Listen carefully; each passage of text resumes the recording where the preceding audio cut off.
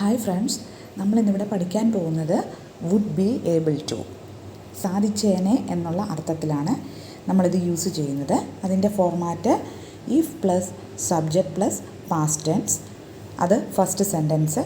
Second സെൻറ്റൻസിൽ വരുമ്പോൾ subject plus would be able to plus verb, simple verb മാത്രം ചേർത്താൽ മതി. എക്സാമ്പിൾസ് നോക്കാം.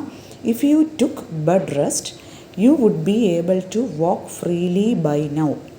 താങ്കൾ കിടക്കയിൽ തന്നെ വിശ്രമമെടുത്തിരുന്നെങ്കിൽ നല്ലതുപോലെ നടക്കുവാൻ സാധിച്ചേനെ. ഫസ്റ്റ് സെൻറ്റൻസിൽ ഇഫ് വരുന്നുണ്ട്, അവിടെ നമ്മൾ പാസ്റ്റ് ടെൻസ് ഓഫ് ദ വെർബാണ് ചേർക്കുന്നത്. അതുപോലെ സെക്കൻഡ് സെൻറ്റൻസിൽ വുഡ് ബി ഏബിൾ ടു കഴിഞ്ഞിട്ട് സിമ്പിൾ വെർബായിട്ടുള്ള വോക്കാണ് ചേർത്തിരിക്കുന്നത്. If you were more careful, you would be able to avoid the accident. ശ്രദ്ധിച്ചിരുന്നെങ്കിൽ നിനക്ക് ആ അപകടം ഒഴിവാക്കാമായിരുന്നു. If you tried, you would be able to help me. വേണേൽ നിനക്കെന്നെ സഹായിക്കാമായിരുന്നു. If the police were more vigilant, they would be able to arrest them. കുറെ കൂടി ജാഗ്രത പാലിച്ചിരുന്നുവെങ്കിൽ പോലീസിന് അയാളെ അറസ്റ്റ് ചെയ്യുവാൻ സാധിച്ചേനെ.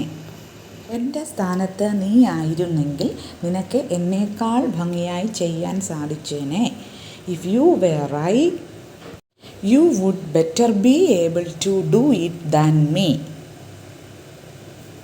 അടുത്തത് ക്വസ്റ്റ്യൻ ഫോം, സാധിച്ചേനെയോ എന്നുള്ള അർത്ഥത്തിൽ. ഇത് ഇപ്രകാരമാണ്: would plus subject plus be able to plus verb. Second sentence if plus subject plus past form of the verb. Would I able to speak good English if I practised well. ഞാൻ നന്നായി practice ചെയ്തിരുന്നുവെങ്കിൽ എനിക്ക് നന്നായി English സംസാരിക്കാൻ സാധിച്ചേനെയോ. ഇനിയും അടുത്തത് ഒരു special റിക്വസ്റ്റാണ്. Would have been able to, കഴിയുമായിരുന്നു എന്നാണ് അർത്ഥം. അടുത്തത് should have been able to, കഴിയേണ്ടതായിരുന്നു. അടുത്തത് must have been able to, കഴിഞ്ഞിരിക്കണം. അപ്പോൾ ഈ മൂന്ന് കാര്യങ്ങൾ കൂടി, അതായത് would have been able to, should have been able to, must have been able to, ഈ മൂന്ന് കാര്യങ്ങൾ കൂടി ഓർമ്മയിൽ വയ്ക്കുക. ഇതിനെക്കുറിച്ചുള്ള ഡീറ്റെയിൽഡ് വീഡിയോ അടുത്ത ക്ലാസ്സുകളിൽ ഉണ്ടായിരിക്കുന്നതാണ്. അപ്പോൾ നമ്മുടെ മെയിൻ ടോപ്പിക്കായിട്ടുള്ള വുഡ് ബി ഏബിൾ ടു എല്ലാവർക്കും മനസ്സിലായി കാണുമെന്ന് വിചാരിക്കുന്നു. വീണ്ടും അടുത്ത ക്ലാസ്സിൽ കാണുന്നത് വരേക്കും താങ്ക് യു.